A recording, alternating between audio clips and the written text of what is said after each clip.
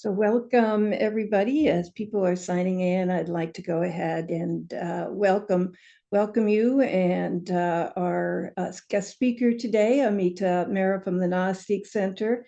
Welcome, Ameeta. As most of you know, this is the second part of our year-long focus on the four Mahashaktis. Just wrapped up Maheshwari a few weeks ago, and today, to open the series on Mahakali, is Ameeta Mehra. As we were kind of planning out this series, Vladimir and I were thinking about, well, who can we reach out to ask if they might open the series? And interestingly enough, we both immediately thought of Ameeta, who not only kind of really encompasses this powerful aspect of Mahakali, but very graciously also combines it with Maheshwari's knowledge and wide and calm sense of being. So we again really appreciate Ameeta, you joining us today to launch this. And of course, we also have Jayashree Blench that's with us on the panel. She will be our guest speaker next week, and she is with the LaGrasse Center. We're very excited about this series. We have also Dr. Sumita Basu joining, and closing the series will be Dr. Alok Pandey.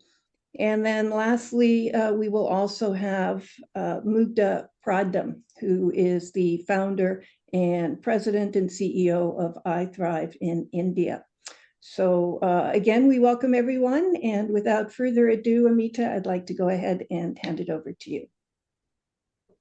Thank you, and good evening or good day to everyone.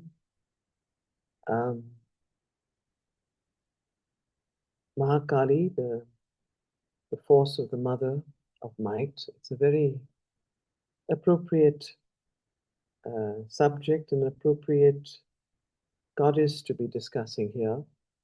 The aspect of her nature is presently so active in the world today that we can only see her action everywhere.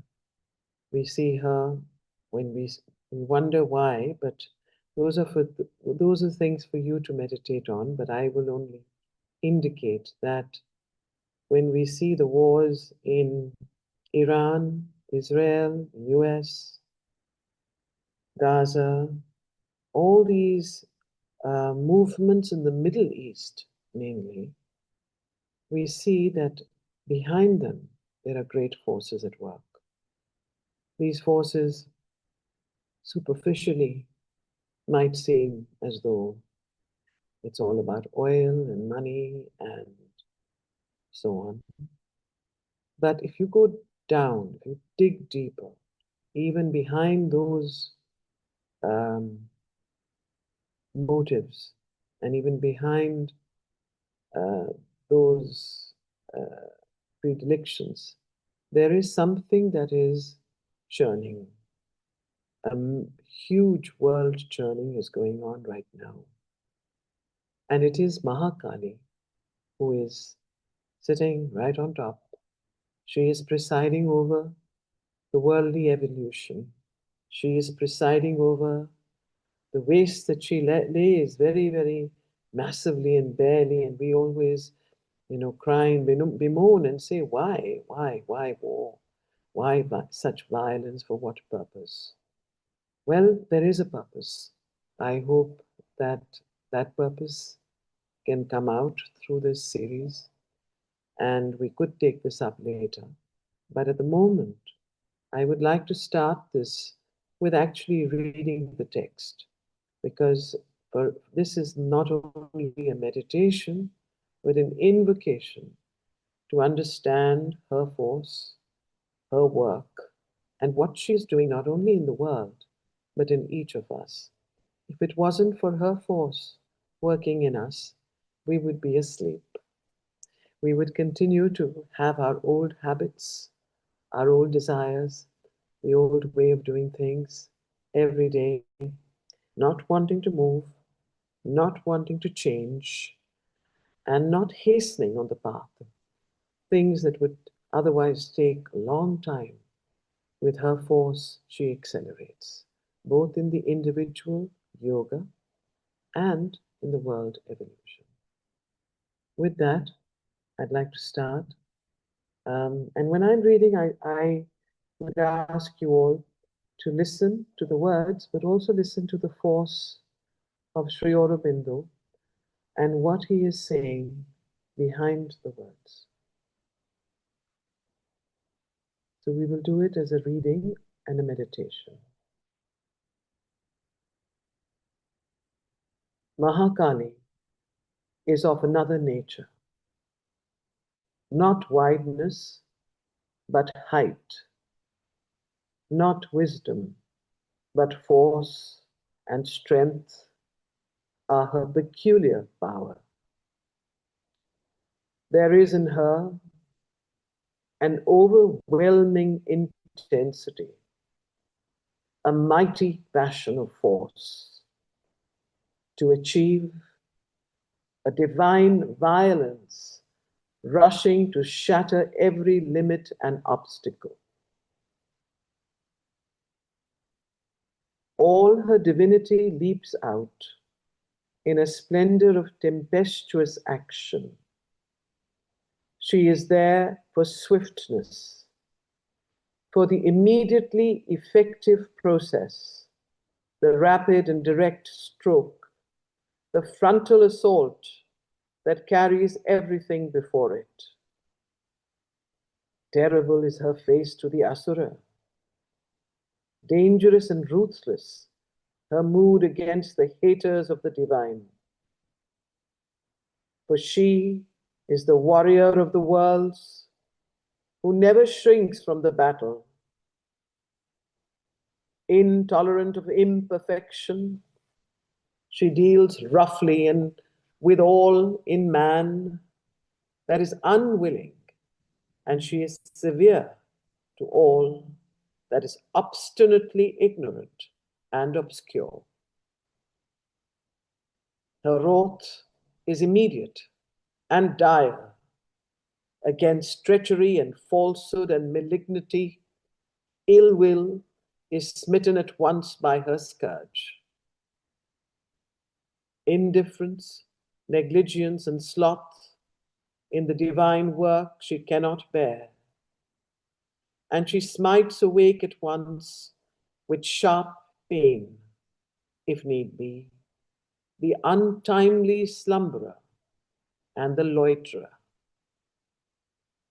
The impulses that are swift and straight and frank, the movements that are unreserved and absolute, the aspiration that mounts in flame, are the motion of Mahakali. Her spirit is tameless. Her vision and will are high and far-reaching like the flight of an eagle. Her feet are rapid on the upward way, and her hands are outstretched to strike and to succor.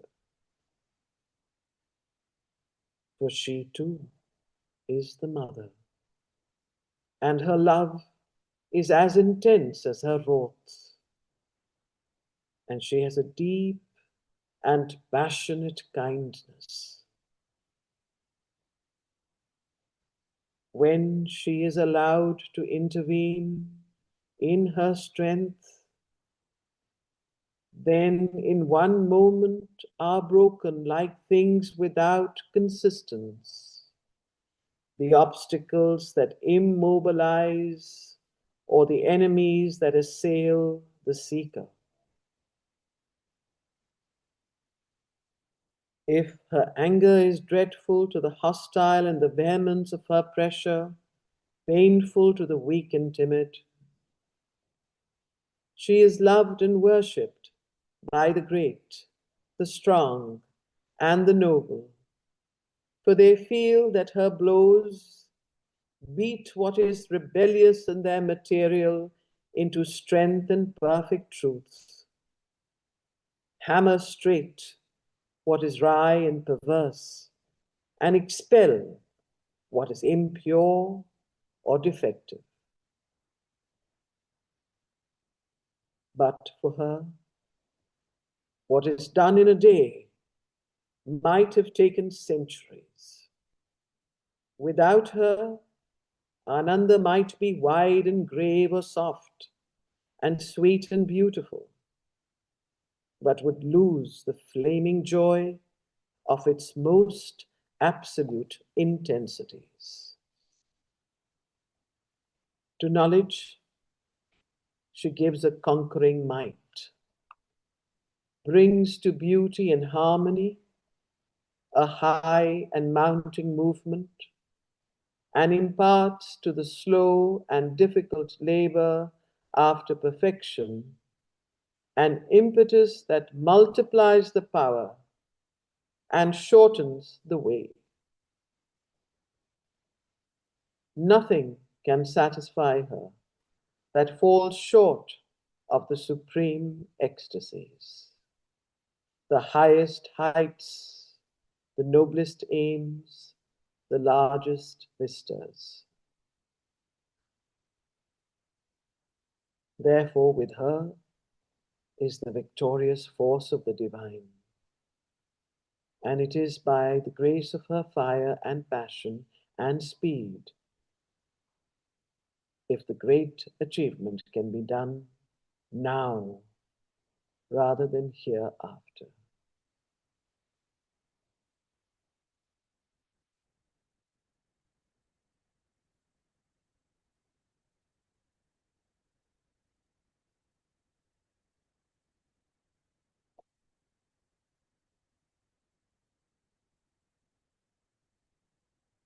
Let us meditate on this great power of Mahakali and see her force working in the world and distinguish her force when it comes to work in us to remove the obstacles from our own nature and from the world nature.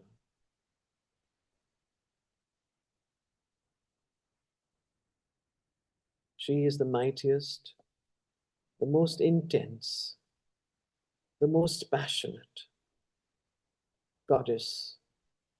And yet, though men fear her, she is also the most compassionate and kindest, because she leads us quickly to our spiritual destiny. Thank you.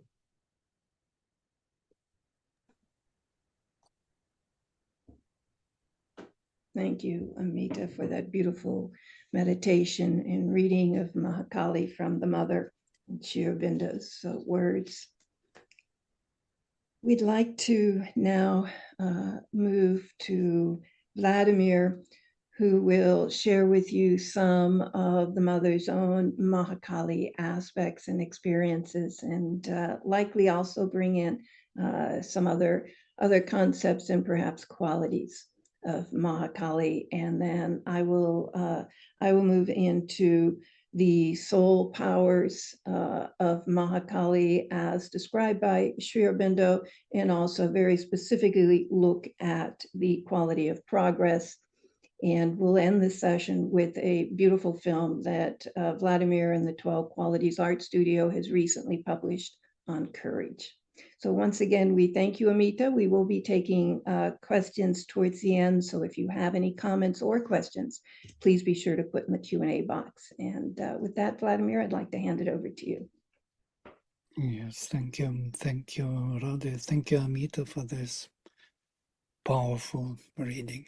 And when you were reading, especially now, not the hereafter, it just came to me immediately that Mahakali actualizes the truth at once.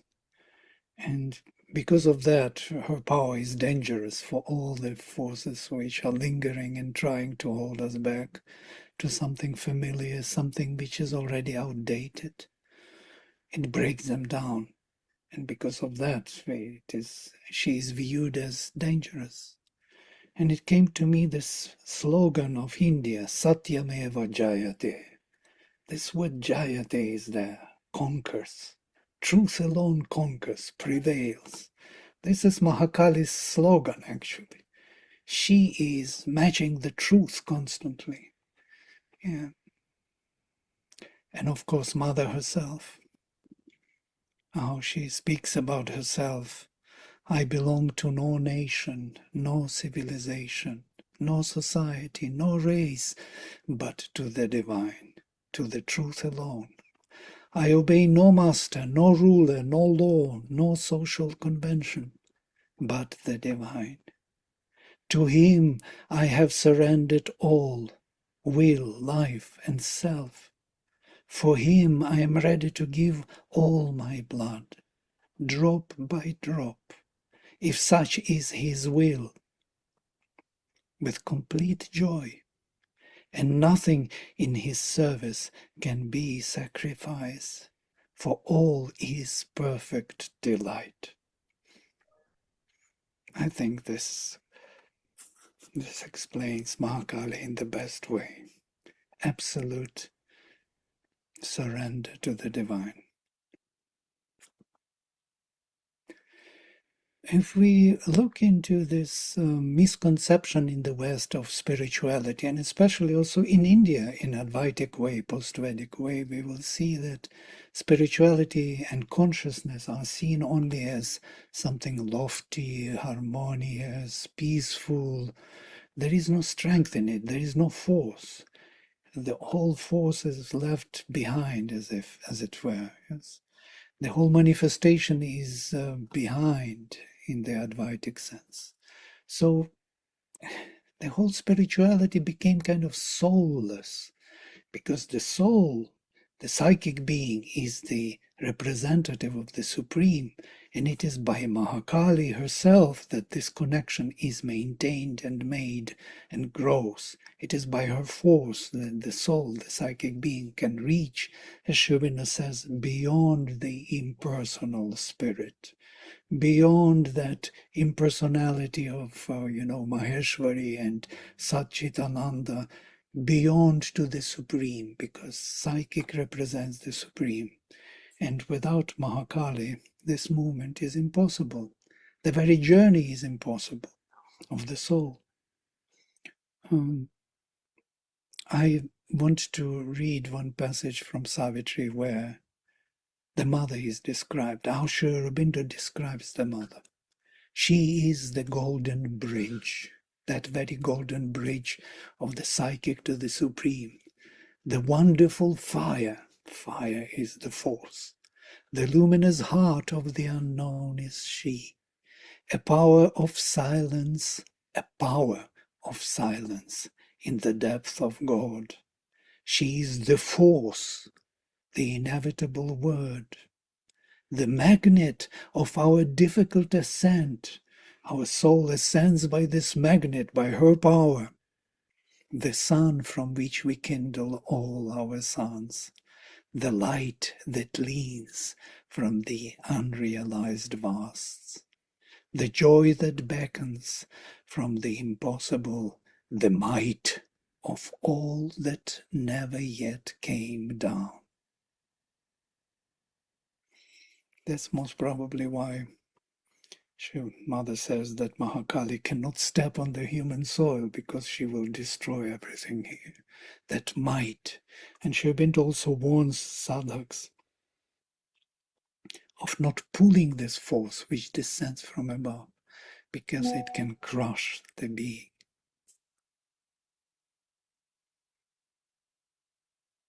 All nature dumbly calls to her alone, to heal with her feet the aching throb of life, and break the seals on the dim soul of man, and kindle her fire in the closed heart of things.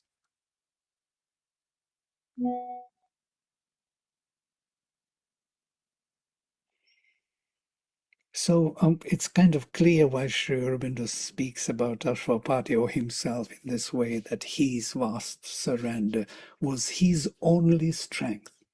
So totally giving oneself to the divine creates an absolute strength, yes? In absolute silence sleeps then absolute power.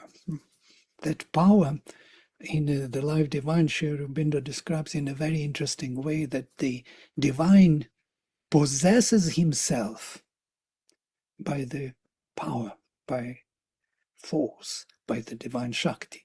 Divine Shakti is his way to hold on to himself, to contain his own being, his own existence. But the prerequisite of that force, holding himself, is the divine consciousness. So the divine consciousness, the awareness of himself, and his strength, which holds himself as himself, are the Satchitabhas. Yes? And the result of this holding to oneself is the Ananta. So this holding oneself is actually the very power which holds also our soul, our psychic being, the heart of the unknown is she. She is the mother of all our souls.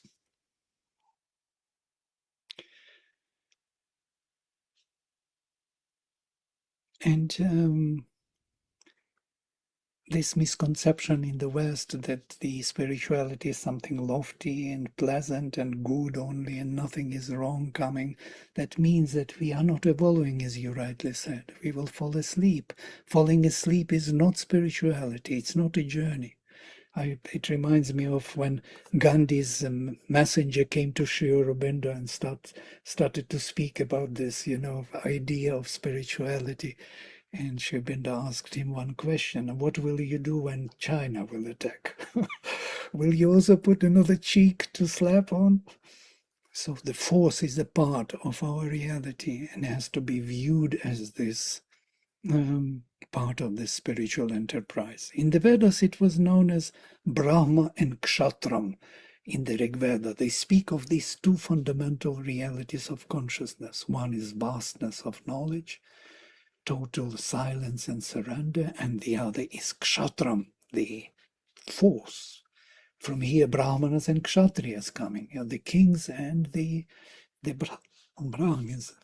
And there are also interesting forms of knowledge in Sanskrit. And Mother confirms with this that in the highest realm, the seeing and willing of the Supreme are one. What he sees, he wills. So, and interestingly enough, I just wanted to mention this in this session, that there is word ikshate, which means seeing, but also willing. Seeing as willing. And this is the divine. It's used only in the divine context. Saikshata lokan nusrajayati. And he saw, or he willed, may I create the worlds. Seeing and willing are one and the same. Consciousness and power go hand in hand. So just to touch upon few important points of the mother's life herself. If we look at her life, and not only this life, maybe reincarnations starting from the beginning, whatever we know about her reincarnations as Jeanne d'Arc. Who was Jeanne d'Arc? The 16 years old girl who led the armies against the armies and won and conquered. It was she, the Divine Mother, Elizabeth. And even if you take Savitri, Savitri is about her. This is her story. And that reminds us of something important that Sri Aurobindo mentions, that the mother incarnated this time in her full four aspects, not only in one aspect, but in all aspects of Maheshwari, Mahakali, Mahalakshmi, and Mahasaraswati. It is such a rare event, and that we just can't fathom this importance of this event. She came most probably to assist the supramental avatar for this supramental manifestation, and her action, as you remember, breaking this golden lid, this lid which was covering the supermind and allowing supermind to flow into earthly atmosphere, is again the Kali's blow. she describes herself in that moment as having a form of living gold, larger than the universe, facing a massive solid door. And with a single conscious blow of a mighty golden hammer, she shattered the door. Is it not Mahakali? And that golden day, 29th of February 1956, is the beginning of a new time for us. So even from her early years, if we see how she reacted to certain things when her father, for example, was punishing her brother, putting him and beating him on the back, Mehra entered. She was 6 years old or something. She entered and she saw this and she said to her father, "If you do it once again, I will leave this house and will never come back." And he stopped. The power of the girl. All her life, if you look how she built the ashram, what she did, she was really changing the fate by her unchanging will. And her interaction with 4 asuras, it's becoming really a story. Meeting with Max Theon, meeting with Paul Richard, trying to convert all the 4 asuras into their divine prototypes. And she succeeded with first 2 of them, yes? She converted the light of knowledge or consciousness and the suffering, but she couldn't manage the asura of falsehood and the asura of death. But it is on the way. This victory is on the way. The biggest blow which she created was the Second World War, where the asura of falsehood, the Lord of Nations, tried to possess humanity. And she prevented it with her interference.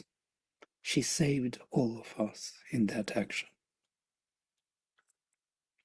And if we look till the last days of her life, it was a fight against death. Last days, people remember in the ashram how she was fighting. Her body was giving up. It was falling silent and couldn't move. And she was commanding, "Let me go, make me go." She wanted others to take her up and let your body move. She was fighting till the end. And if you see the picture of the mother at her samadhi, you will understand everything. She's not even lying down. She's nearly sitting, but they put her lying down and she's sitting. She's not giving up even in death. This is Kali's aspect. In the debate of love and death, and maybe I'm coming to the end of this, my short overview of Mahakali, the Lord of Death speaks to Savitri in a very interesting manner, and I want to read this short passage. "Thy voice carries the sound of infinity," he says to her. "Knowledge is with thee. Truth speaks through thy words. The light of things beyond shines in thy eyes. But where is thy strength to conquer time and death? Hast thou God's force to build heaven's value here? For truth and knowledge are an idle gleam, if knowledge brings not power to change the world, if might comes not to give to truth her right. A blind force, not truth, has made this ignorant world. A blind force, not truth, orders the lives of men. By power, not light, the great gods rule the world. Power is the arm of God, the seal of fate. O human claimant to immortality, reveal thy power, lay bare thy spirit's force, then will I give back to thee Satyavan.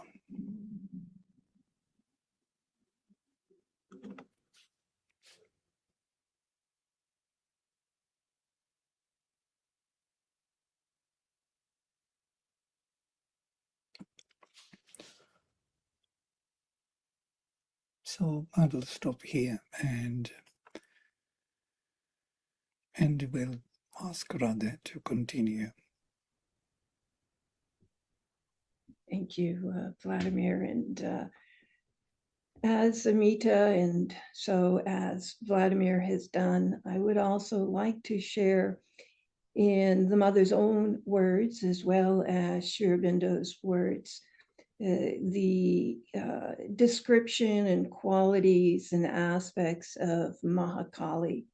So I'm going to go ahead and screen share and bring up PowerPoint. And I'm going to go ahead and just do a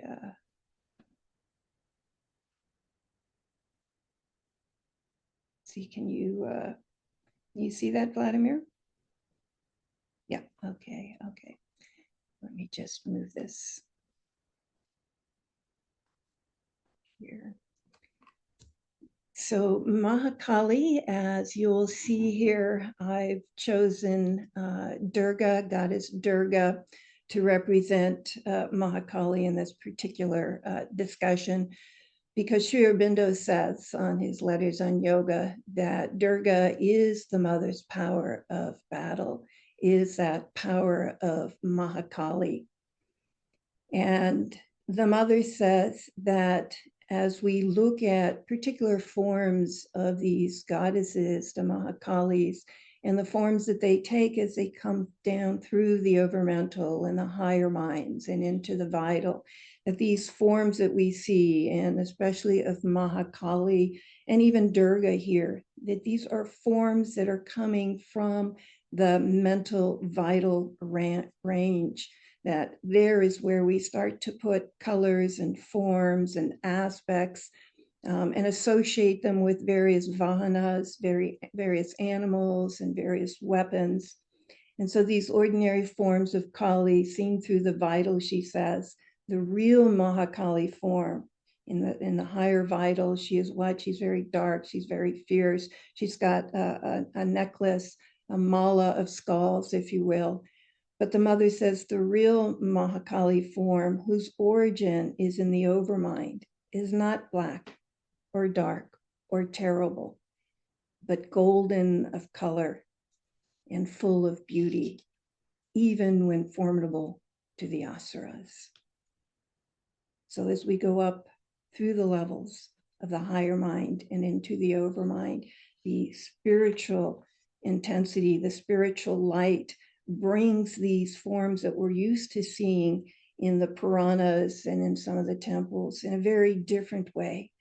And here we see that Mahakali takes on the form and the color of yellow and a beauty even in her formality to the asuras. In Letters on Yoga, it's very interesting because Sri Aurobindo describes his various experiences of working through the Mahashaktis, Maheshwari, Mahakali, Mahalakshmi, and Mahasaraswati. And often what we see is that he is working through them and experiencing them as dual powers, if you will, not simply Maheshwari, but Maheshwari and Mahakali, not simply Mahalakshmi, but Mahakali and Mahalakshmi.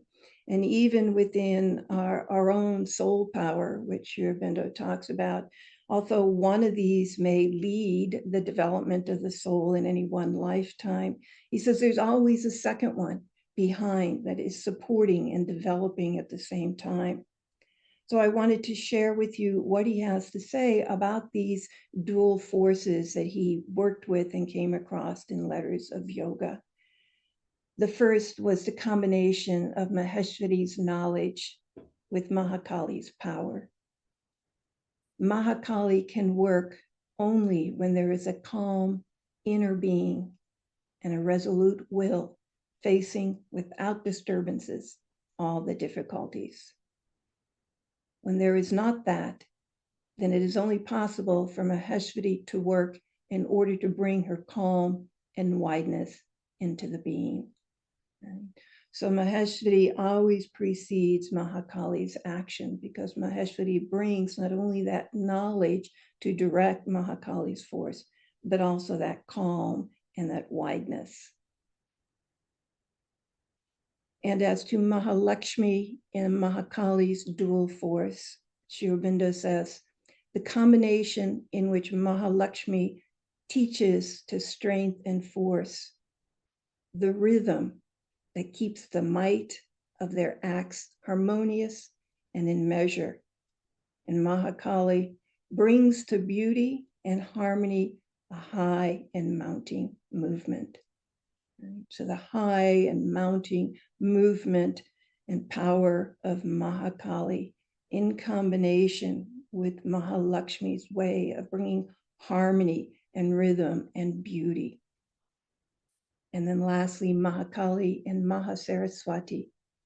The combination, he says, imparts to the slow and difficult labor after perfection an impetus that multiplies the power and shortens the long way. Right? So Mahasaraswati, who is so engaged and involved in the detail and the laborious way in which everything must come to perfection. But with the Mahakali force behind, it shortens that length or that way of perfection of Mahasaraswati. And so these are in the same way that we find within our own soul power, whether it be Maheshwari, Mahakali, Mahalakshmi, or Mahasaraswati, that there's always one standing behind, a second one that's there in supporting and allowing the full development, if you will, of that first one. And so to this, Sri Aurobindo says, none of these four types of personality can be completed even in its own field if it does not bring into it something of the other qualities. And here he talks specifically about Mahakali's power. The man of power must illumine and uplift and govern his force and strength by knowledge, light of reason, or religion, or the spirit. Otherwise, he becomes the mere forceful asura. He must have the skill which will help him best to use and administer and regulate his strength and make it creative and fruitful and adaptive to his relationships with others, right? Mahalakshmi. Otherwise, it becomes a mere drive of force across the field of life, a storm that passes and devastates more than it constructs. Must be capable too of obedience and make the use of his strength a service to God and the world. Otherwise, he becomes a selfish dominator, tyrant, brutal compeller of men's souls and bodies. And this is one of the reasons why it's really essential to bring the psychic being forward in order to work with the mental, the vital, and the physical, right, as an anchor rather than the ego. Because if we get even a taste of Mahakali's force and the ego is still ruling, then here we have selfish dominator, tyrant, brutal compeller of men's souls and bodies.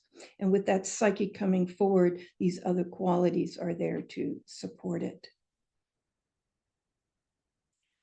So there are a couple paragraphs that I'd like to read in Synthesis of Yoga, where Sri Aurobindo very beautifully articulates the specific qualities of each of the four soul forces. And here I'm going to read specifically Mahakali's. He says, a high fearlessness which no danger or difficulty can daunt, and which feels its power equal to meet and face and bear whatever assault of man or fortune or adverse gods, the dynamic audacity and daring which shrinks from no adventure or enterprise as beyond the powers of a human soul, free from disabling weaknesses and fear, the love of honor which would scale the heights of the highest nobility of man and stoop to nothing little, base, vulgar, or weak, but maintains untainted the ideal of high courage, chivalry, truth, straightforwardness, sacrifice of the lower to the higher self, helpfulness to men, unflinching resistance to injustice and opposition, oppression, self-control and mastery, noble leading, warriorhood, and captainship of the journey in the battle, the high self-confidence of power, capacity, character, and courage indispensable to the man of action. These are the things that build the make of the Kshatriya. To carry these things to their highest degree and give them a certain divine fullness, purity, and grandeur is the perfection of those who have this swabhava and follow this dharma. And I'm just, because of time, will skip one or two of these slides because I did also want to get to specifically the mother symbols and how it relates to the verities. So we see in the mother symbol, the 4 Mahashaktis in the middle. And the mother explains her symbol as the 12 qualities or verities. She says 12 is the figure of the Mahashakti that represents the perfection of the creation and the essential creation in its full manifestation. So all 12 verities in her symbol that support and are the qualities of the various Mahashaktis are the essential creation in its fullest.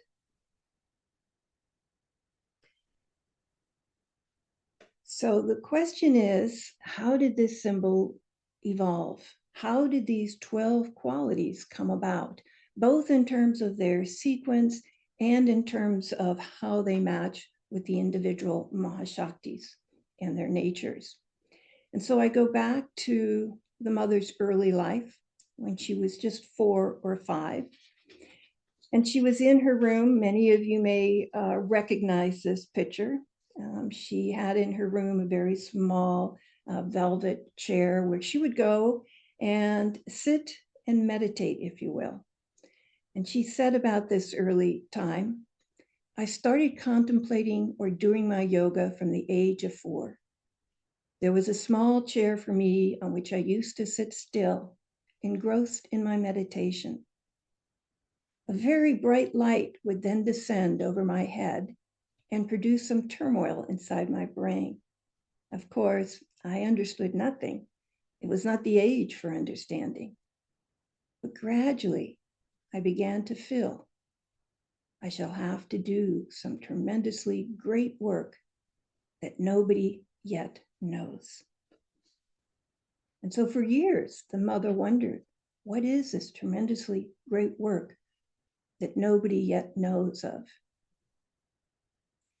And so when she was around 20, she decided to go 2 years to Algeria, and she would travel to study occultism under Max Dion and his wife, Alma. And both, as you know, were master occultists at the time. And one day, the mother, Mehra, was sitting meditating, and Alma comes into the room. And she says that what she saw over the mother's head was this crown of 12 pearls. And she describes it, Alma describes it, as being so dazzling white and so absolutely pure that her eyes could barely look at it.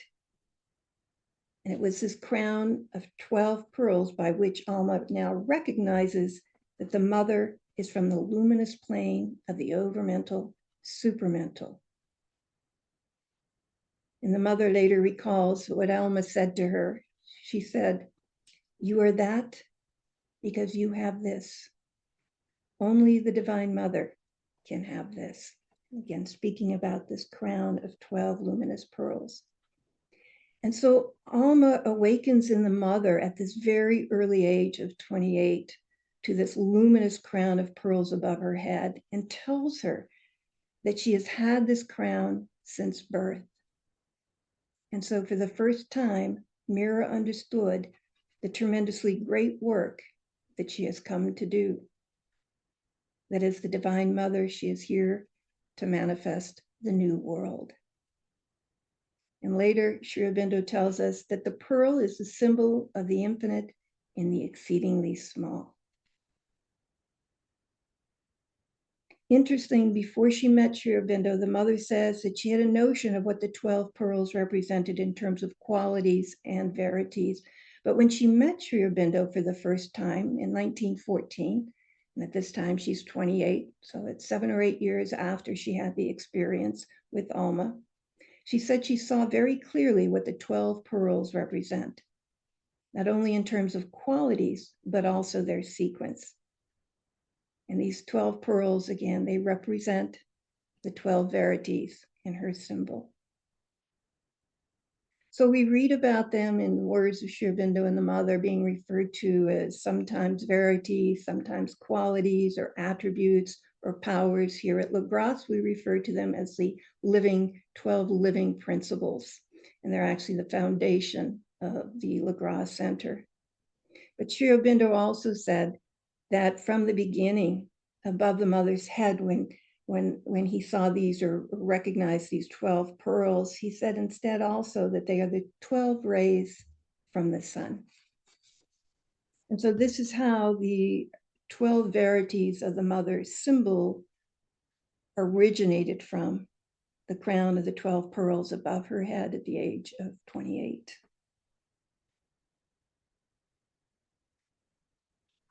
And these 12 verities are aligned both sequentially for a reason, as well as grouped under each of the Mahashaktis for very specific reasons. They relate to that particular quality or verity of the Mahashakti. So what we see here is that power, Mahakali, has as core progress and courage, and then receptivity as kind of this gateway going in to progress, going into the Mahakali's full force. And then goodness coming out of Mahakali and moving into Mahasaraswati and her area of perfection and self-service. So why receptivity as a gateway to progress? So receptivity is surrendering to something that is beyond us, right? We surrender so that we can be this receptacle for something higher, something wider, a deeper truth. And you see that aspiration comes immediately before receptivity. Aspiration is our call to the mother, and receptivity is our openness to her answer, to her grace. And with her grace descends a higher power that allows us to progress in life. Her grace, her answer to our call, pushes us forwards and allows us to evolve in progress on the path. And then goodness, right? And from progress to courage. Courage we'll speak about in a second. But from courage, we go into goodness. Goodness must follow courage. And why? Because courage on its own can often be harsh, it can be rigid, or even aggressive. It's, if you will, a separative power. It's the power of the individual standing strong against the world. But goodwill or goodness is a state where that inner strength becomes benevolent. It is a psychological state of wishing well to all and acting for the goodwill of the whole.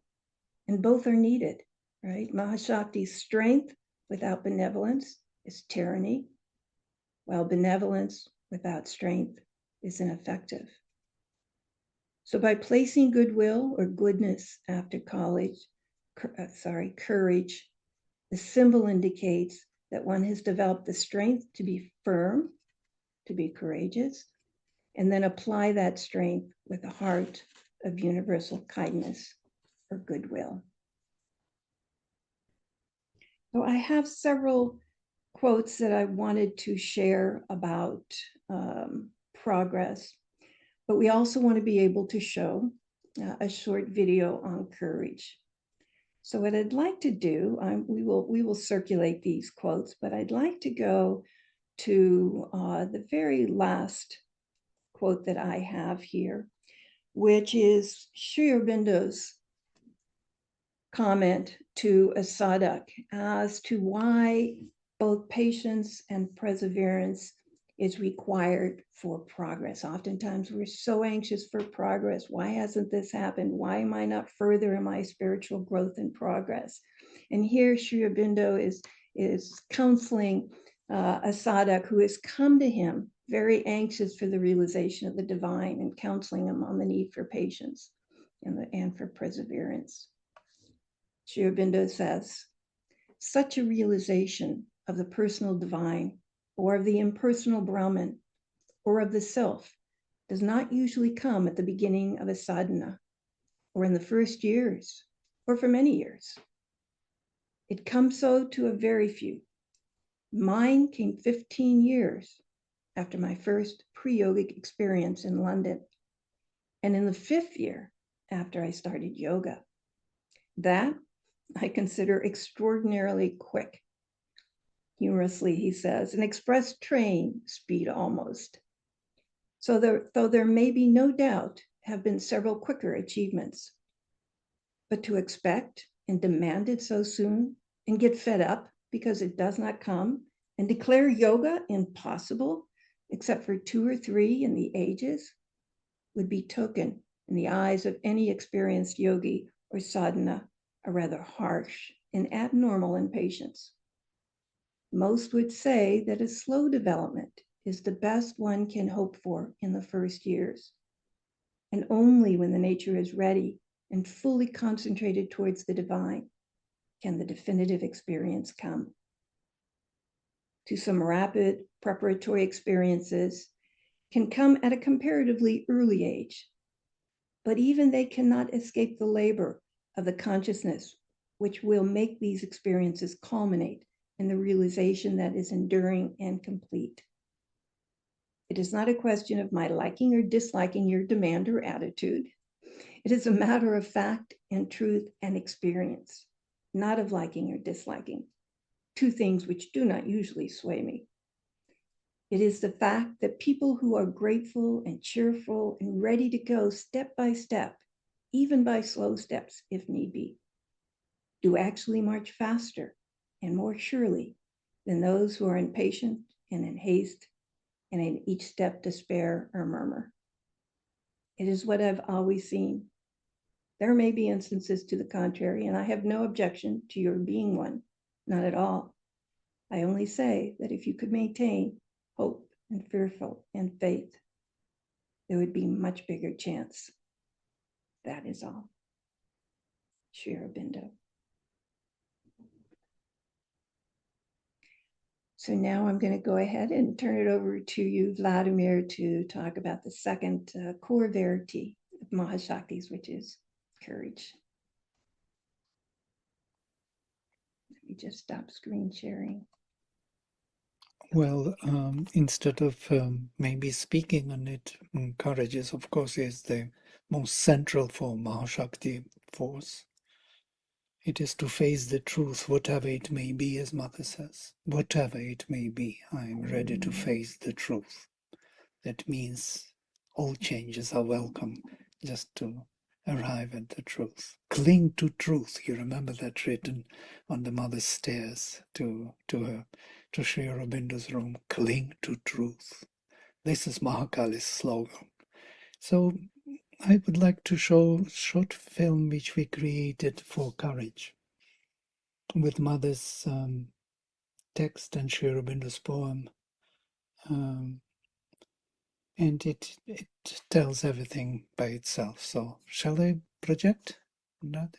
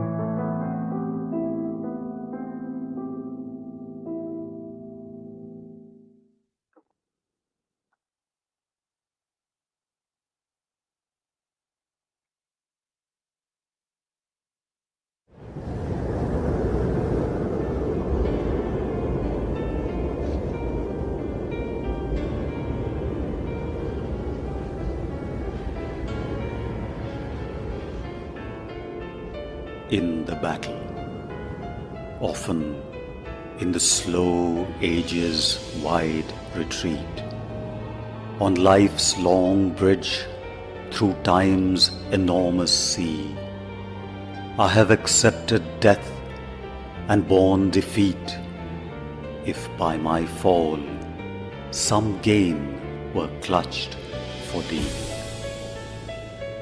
To this world's inconscient power, thou hast given the right to oppose the shining passage of my soul. She levies on each step the tax of night. Doom, her unjust accountant, keeps the roll. Around my way, the Titan forces press. This earth is theirs. They hold the days in fee. I am full of wounds and the fight merciless. Is it not yet thy hour of victory? Even as thou wilt. What still to fate thou owest, O ancient of the worlds? Thou knowest, thou knowest.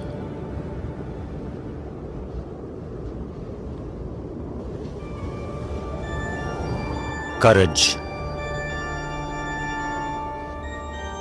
Courage and love are the only indispensable virtues. Even if all the others are eclipsed or fall asleep, these two will save the soul alive. True courage, in its deepest sense, is to be able to face everything in life, from the smallest to the greatest things, from material things to those of the spirit, without a shudder, without the heart beginning to beat faster, without the nerves trembling or the slightest emotion in any part of the being. Face everything with a constant consciousness of the divine presence, with a total self-giving to the divine, and the whole being unified in this will. Then one can go forward in life, can face anything whatever. True courage is courage with the full knowledge of the thing. That is, it knows all the possibilities and is ready to face everything without exception. Courage is a sign of the soul's nobility.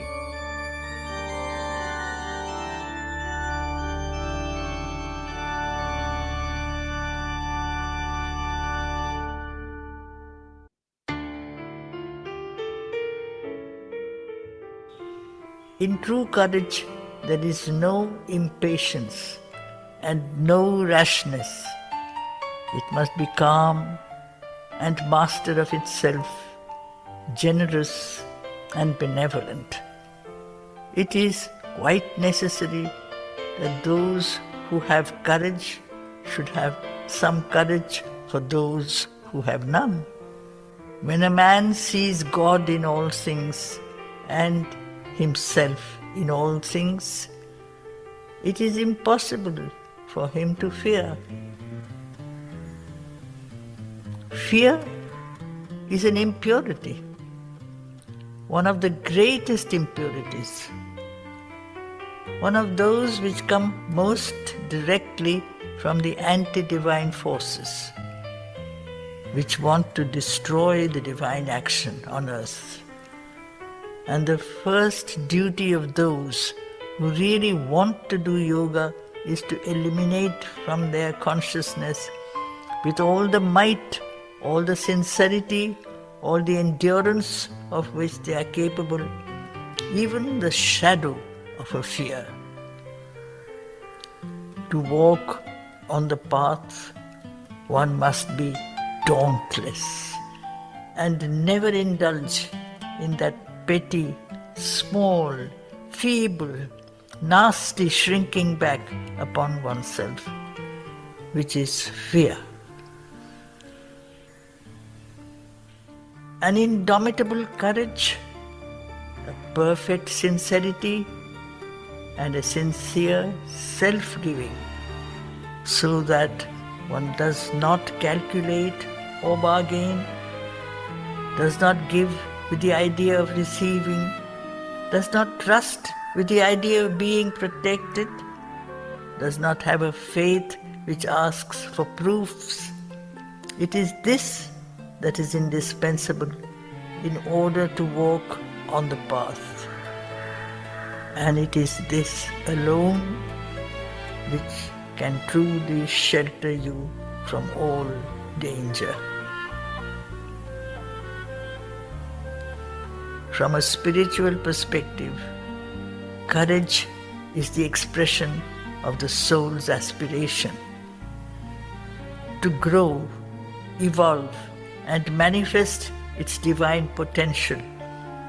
It is the force that enables one to confront life's uncertainties, transcending personal limitations and ego-driven concerns, endure suffering, and embrace transformation with faith and determination. True courage is rooted in the psychic being, the soul's presence within, and is sustained by an unwavering trust in the divine.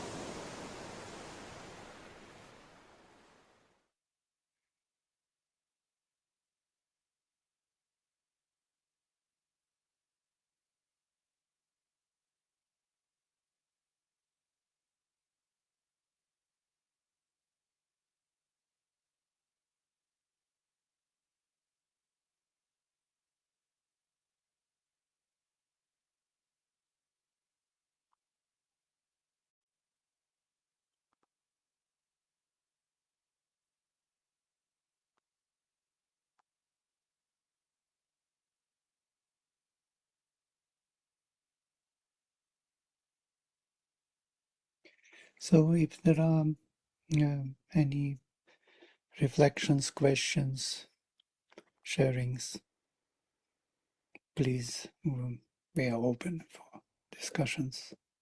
I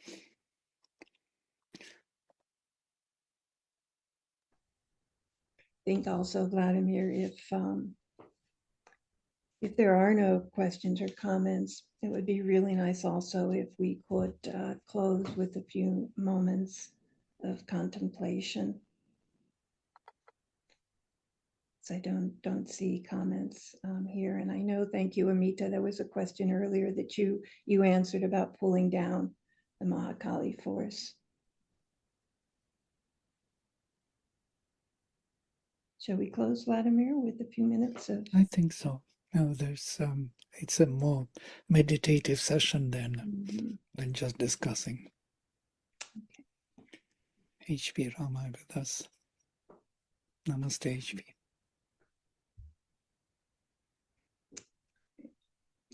So let us go ahead and close this series with a few moments of contemplation.